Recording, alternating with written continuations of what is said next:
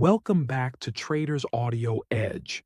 Today we're getting honest about a habit most traders have fallen into at some point: overtrading. That slow creeping spiral where you go from one valid setup to three questionable ones to five impulsive clicks just to get something going. And by the end of it, your edge is gone, your energy is drained, and your discipline feels shattered.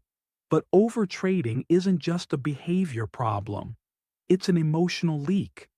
It's not driven by the chart, it's driven by the need to feel in control, to feel productive, to avoid missing out. You don't overtrade because the market demands it. You overtrade because your emotions are demanding relief.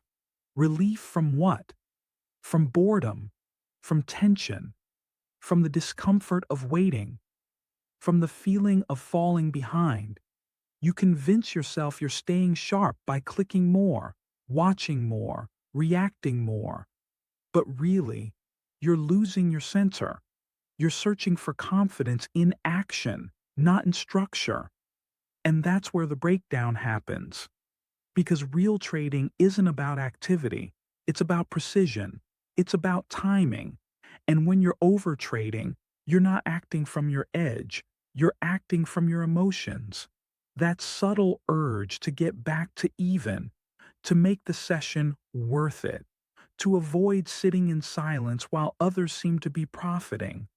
But trading from that space isn't discipline, it's desperation. And it always costs more than you think. Here's the truth: overtrading is rarely solved by just telling yourself to stop. It's solved by recognizing why you're doing it, by catching that urge early and asking, what am I really chasing here? Am I still following my plan or just trying to feel better?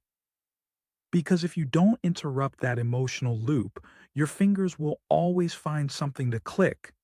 That's why the real work happens before the next trade.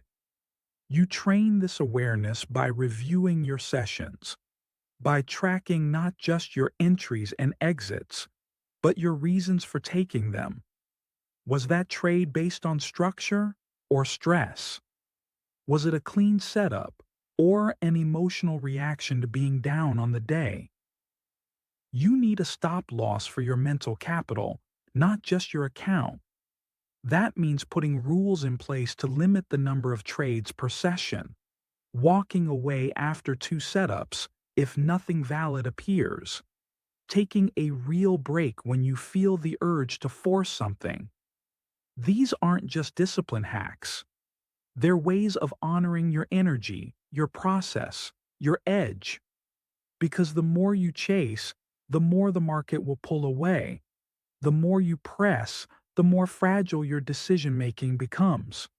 So if you've been overtrading again, don't just promise to stop. Get curious about what's driving it. Get honest about the feeling underneath the clicking. Is it anxiety? Fear of being left out? Restlessness? Loneliness? Whatever it is, name it, see it, and then step back into structure. Because your job isn't to trade more. Your job is to trade better. And better always starts with fewer, cleaner, more intentional decisions. When you respect your edge, the edge starts to respect you back.